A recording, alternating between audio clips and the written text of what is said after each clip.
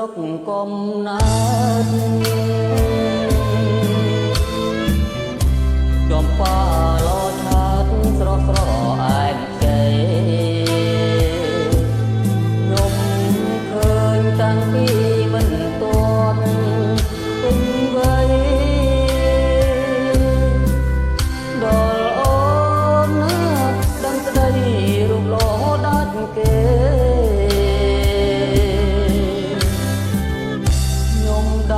ច្រើនស្រុកទួងចិត្តទួងឆ្ងាយ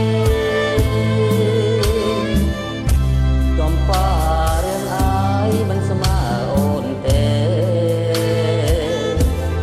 រំដួលជើងភ្នំតាមមាត់ទន្លេមិនអាចណាលើកលើលោលើស្រីបានអោលោកនិទេពនៅឯតាក្រម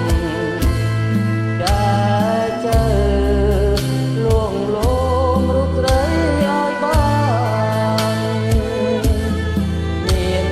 តែនិទេជាផ្លូវជាស្ពានកាលណាខ្ញុំបានខ្ញុំថ្វាយភ្លេងការចំប៉ាផ្សារលើសូមផ្ញើដួងចិត្ត